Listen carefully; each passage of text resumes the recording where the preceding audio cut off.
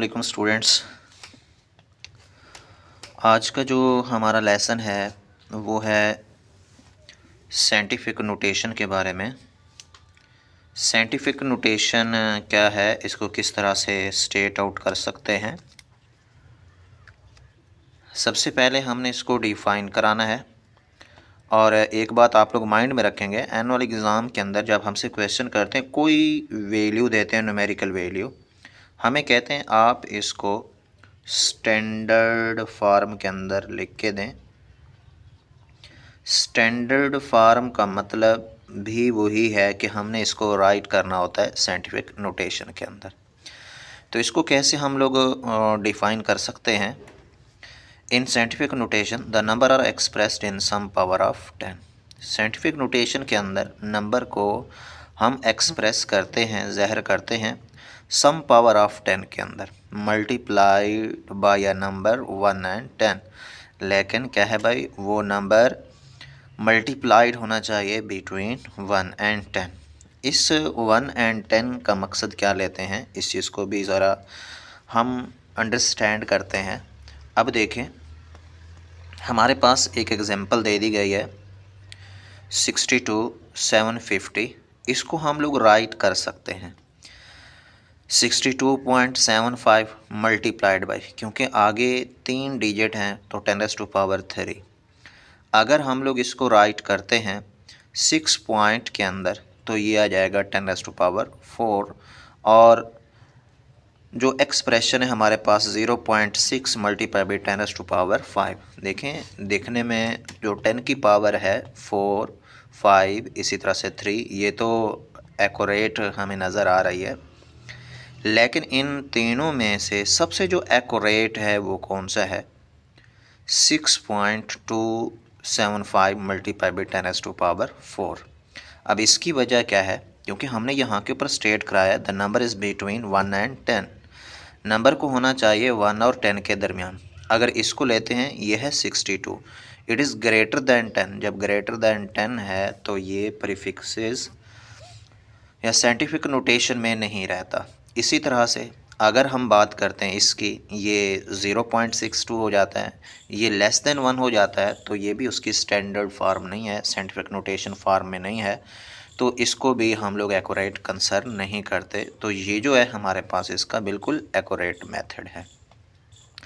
अब हम कोई एग्जांपल ले लेते हैं, उसको हम लोग राइट करते हैं स्टैंडर्ड फार्म के अंदर, यानी साइंटिफिक नोटेशन फार्म के अंदर। तो उनको हम कैसे राइट कर सकते हैं। अब जैसा कि मेरे पास एक एग्जांपल है 789, आगे 4 ज़ीरोज़ हैं। हमने इसको राइट करना है साइंटिफिक नोटेशन के अंदर या स्टैंडर्ड फार्म के अंदर। तो इसको किस तरह से राइट किया जा सकता है, तो इसमें हम लोग हमेशा पहले डिजिट के बाद पॉइंट यूज़ कराते हैं 7.89। आगे डिजिट काउंट कर लेते हैं, कितने हैं हमारे पास। आगे जो डिजिट हैं 2 ये हैं और 4 ये हैं, तो ये 10⁻⁴ क्या बन जाएगा हमारे पास, 10⁻⁶। अब इसको हम लोग स्टैंडर्ड फार्म भी बोल सकते हैं या साइंटिफिक नोटेशन फार्म भी बोल सकते हैं। इसी तरह से कोई और एग्जांपल हमें दे दें तो उसको भी हम लोग कंसर्न कर सकते हैं। अब स्टूडेंट क्या करते हैं, ये अगर 10⁻⁶ हमारे पास आया है तो स्टूडेंट इसकी जगह प्रीफिक्सेस इस्तेमाल करना शुरू कर देते हैं। लेकिन इसमें साइंटिफिक नोटेशन के अंदर या स्टैंडर्ड फार्म के अंदर कोई प्रीफिक्स वगैरह यूज़ नहीं कराना। इसके साथ मेरे पास एक और एग्जांपल है, हम लेते हैं 0.0075। इसको हमने राइट करना है स्टैंडर्ड फार्म के अंदर। तो इसको किस तरह से राइट करेंगे, अब हमारे पास है ये 0, इसको हम लोगों ने फर्स्ट नॉन ज़ीरो डिजिट्स के बाद लेके जाना है, तो रिज़ल्ट बनेगा 7.5। आगे अब देखें कितने डिजिट हमने मूव कराए हैं, 1 2 3 4 5, 10⁻⁵, लेकिन इसका रिज़ल्ट किस में आएगा, नेगेटिव के अंदर आएगा। तो अब इसी तरह के और सॉल्यूशन भी हमें प्रोवाइड करते हैं। बाज़ औक़ात स्टैंडर्ड फार्म के अंदर हमारे पास कुछ चीज़ें देते हैं और उसमें 10 की पावर ऑलरेडी से प्रोवाइड कर देते हैं। लाइक एज मेरे पास है 0.0089 multiply by 10⁻³ we have to write it in a standard form. इसको हम स्टैंडर्ड फॉर्म में कैसे राइट कर सकते हैं? अब पॉइंट को उसी तरह से हम लेके जाएंगे 8 के बाद, तो रिज़ल्ट बनेगा हमारे पास 8.9। कितने डिजिट मूव कराए हैं हम लोगों ने, तो इसको ज़रा देख लेना है। 6 डिजिट मूव कराए हैं 10⁻⁻6 और ऑलरेडी जो है 10⁻³ तो इसको सॉल्व करेंगे। क्या रिज़ल्ट आएगा? 8.9 10⁻⁻6 + 3, तो ये कैंसल आउट हो गए। 8.9 मल्टीप्लाई बाई 10⁻⁻3 ये हमारे पास इसका एक्यूरेट आंसर बनेगा। इसी तरह से हमें कोई भी न्यूमेरिकल वैल्यू अगर प्रोवाइड करते हैं, उसको हमें कहते हैं कि आप इसको स्टैंडर्ड फॉर्म में लिखें, तो उनको आसानी के साथ हम लोग स्टैंडर्ड फॉर्म यानी साइंटिफिक नोटेशन में एक्सप्रेस कर सकते हैं। इसके साथ बुक के अंदर साइड इन्फॉर्मेशन में MCQs पॉइंट प्रोवाइडेड हैं, जो पिछले साल भी इनमें से एक MCQs उन्होंने उठा के दिया है, तो उसको हम लोग ज़रा देखते हैं। अब हमारे पास है mass ऑफ वेरियस ऑब्जेक्ट्स दिए गए, like as mass of earth, ये कितना है? 6 मल्टीप्लाइड बाई 10⁻27 ग्राम है। ये ग्राम के अंदर दिया गया है। अगर किलोग्राम के अंदर हमें देते हैं तो फिर हमारे पास इसका रिज़ल्ट क्या बन सकता है? तो किलोग्राम के अंदर भी हम लोग रिज़ल्ट इसका ले सकते हैं।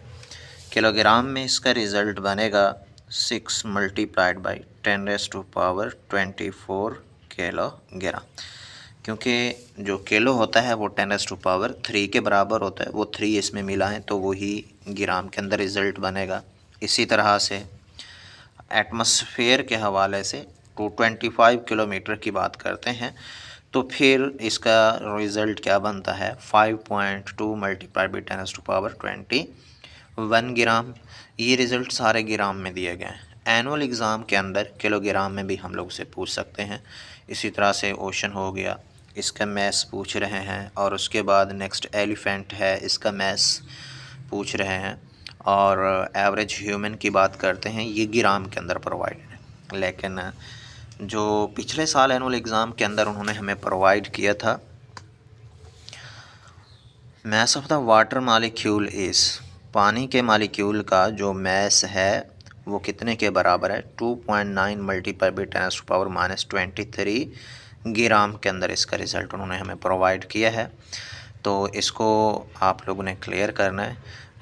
ये पिछले साल एनुअल एग्ज़ाम्स के अंदर उन्होंने दिया, लेकिन ऑप्शन गलत दिए गए थे जिस बेस के ऊपर सबको ग्रेस मार्क मिला था। तो ज़ाहिर सी बात है, अगर कोई एनुअल एग्ज़ाम्स के अंदर MCQs गलत आ जाता है तो उसका बच्चे को बेनिफिट होता है, वो ग्रेस मार्क तमाम बच्चों को मिलता है एक। तो अब ज़ाहिर सी बात है, इसमें से हमें प्रोवाइड कर सकते हैं कोई भी क्वेश्चन, तो इनको आप लोगों ने क्लियर करना है। और ये क्यूज़ प्रोवाइडेड हैं। Most commonly used prefixes previous lesson के अंदर मैंने बताया है, किलो है, मेगा है, मिली है।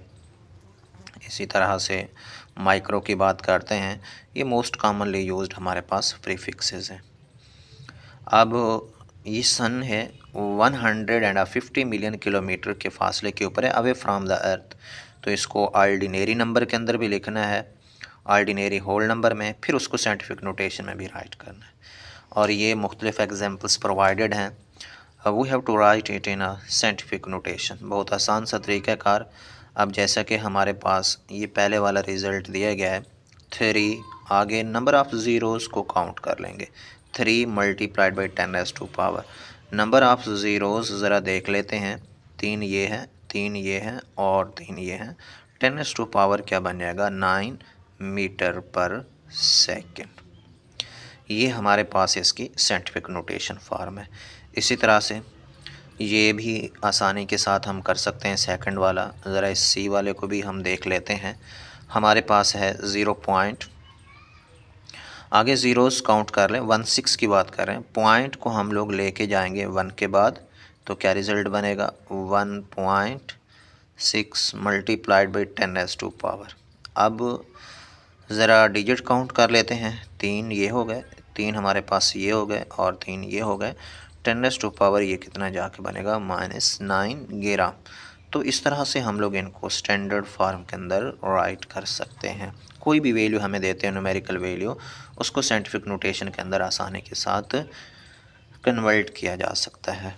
इसके साथ फिर माजरिंग इंस्ट्रूमेंट्स हैं, उनको इंशाल्लाह हम लोग नेक्स्ट लेसन के अंदर क्लियर करेंगे।